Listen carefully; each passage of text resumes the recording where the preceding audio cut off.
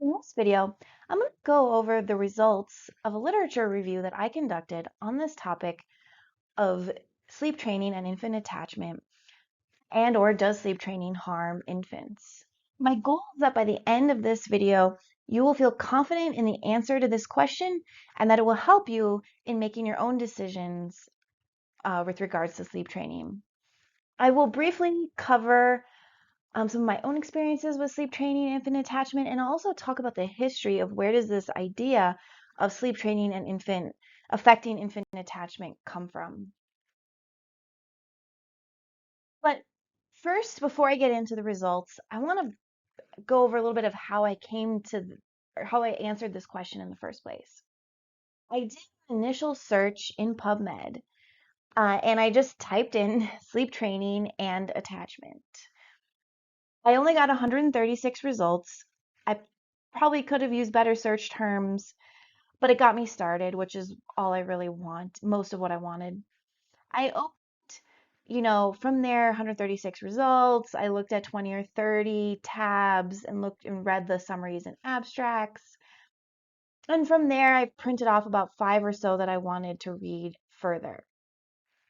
The study that I was most interested in my initial search was this randomized controlled trial, which is the gold standard for medical studies that looked at sleep training in infants. They found they did look at 12 months post sleep training intervention, and they found no differences in attachment of the children or their stress levels, etc. However, one of the problems in this study was that it was a very small sample size, only like 14 to 15 infants per group. And so I was kind of curious to look at some more studies. And I think it was this paper referenced another paper that was also a randomized controlled trial, which is really what I want to look at the most.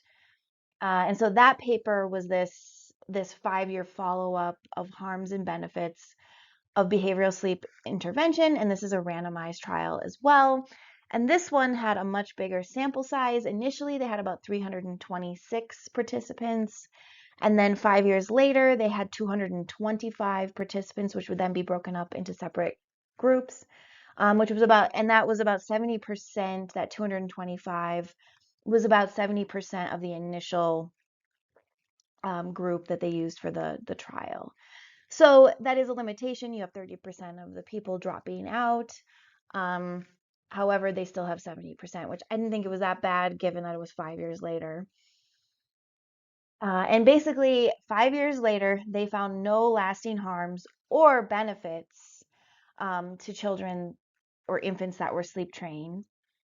And one thing that's interesting to me is you could potentially see where there might be benefits to sleep training, where maybe sleep training leads to better behavior later on, or better sleep or something. I don't know if they actually looked at sleep quality traits, but I think they looked at behavior. uh, and so they didn't find any harms or benefits long term to, I believe, the parents or the children. But they do see a lot of short-term benefits. So I'm not going to get into that. Um, but there is short-term benefits, certainly for the mother and the baby. However, they're not seeing any long-term harms or benefits. And this paper did reference other studies that did not find any long-term effects. I saw some other studies that aren't really showing any effects of sleep training on children. But at this point, I felt, reasonably good that the mainstream scientific belief is that there is no long-term harms to children of sleep training. And so what I was really interested in was, well, is there anything that has an opposite of view? Is there anything showing long-term, like any studies that kind of are opposing this idea? Because it seemed like the evidence was pretty strong that sleep training does not harm children. And in fact, in this specific study, they said that review boards, ethical review boards for these types of studies may decide that they can't even do controls where no intervention controls, because the benefits to mothers and children in the short term are so strong that it may not, and the long term, and there's no long term effects, that it may not even be allowed to do no intervention controls in the future.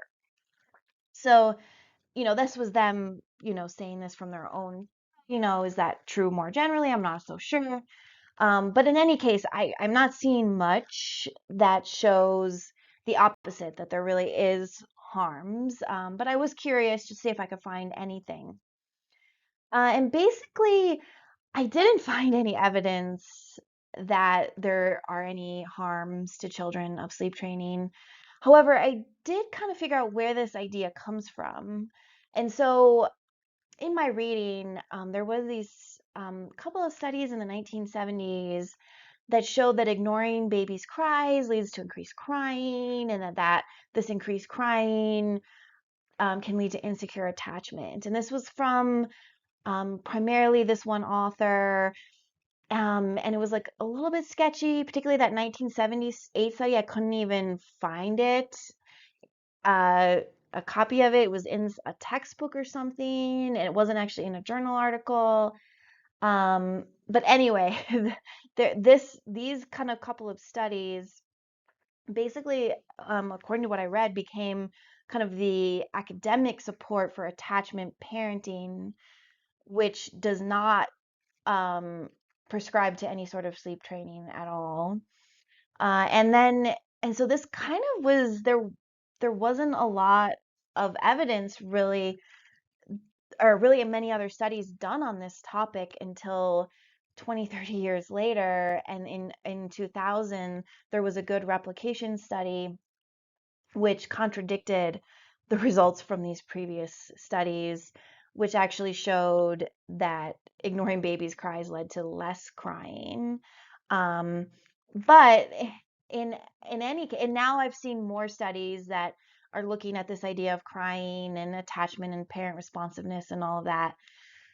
And the relationship doesn't seem super clear, but in any case, this is just not even relevant for sleep training. That's what's so surprising to me, is that this was given so much strength for sleep training when it's just not even looking at sleep training. I mean, babies can cry for all sorts of reasons, and sleep training is a very short length of time. So you could see where maybe sleep trained babies would actually cry less, because once they're sleep trained, they're not waking up and crying at night.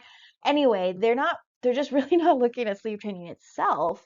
This may be an important research question to figure out why certain babies don't attach well to their parents, but it just doesn't even seem relevant for the question of sleep training. And so all these studies, other studies, which don't show any long-term harms to the kid, just seem much, much more relevant. And then another area where maybe this theory of sleep training causing problems for children, it could come from this idea that seriously neglected, abused children can have issues with attachment, or that this somehow then that means that sleep training is abusive. But I'll point back to these randomized controlled trials, which don't show any long-term effects, and that you can still be, a very loving and responsive parent and still do sleep training, and sleep training is just a very short amount of time. And so this idea that sleep training is sort of abusive there doesn't seem to be any support for that in the academic literature that I could find. Um, and then I'll just ask, I did this thorough literature review, but what does Google say? So does it basically saying exactly what I found, is that it does not threaten attachment. I put in, does sleep training affect infant attachment? And I got a result from the Baby Family Sleep Institute, which I've never heard of, but basically it's saying that it does not threaten attachment. It can improve the baby sleep and the maternal mood, and it doesn't have any long-term effects, um, which is consistent with what I found. Um, so and so related to this is like, I like to do kind of a sanity check, is like, does this all make sense? Um, do these results make sense? And so basically, my own independent reviewer of the literature is saying I couldn't find any evidence that it causes any harms. Um, but there's a lot of short-term benefits. The top Google search says that there is no evidence. And then I'll just talk a little bit about my own personal experiences with this topic. I have two children. I sleep train them aggressively because I'm a really bad insomniac, and I was concerned about my own mental health and recovery. And so my kids were definitely sleep trained from a pretty early age, when they were still newborns, and they both seem to have um, no issues with attachment. And in fact, having read all of this literature on how they define secure attachment, one of the best measures they have is like if your baby gets upset and the mother goes and picks up the baby, how quickly do they recover and stop crying? And that's something that both of my kids do. In fact, sometimes it's like literally the instant you pick them up, they stop crying. Um, so I would assess that my kids don't have any attachment or behavioral issues. They seem to get along well with other kids, etc. So yeah, I hope this all is helpful to you and makes you feel confident in the answer to this very specific question.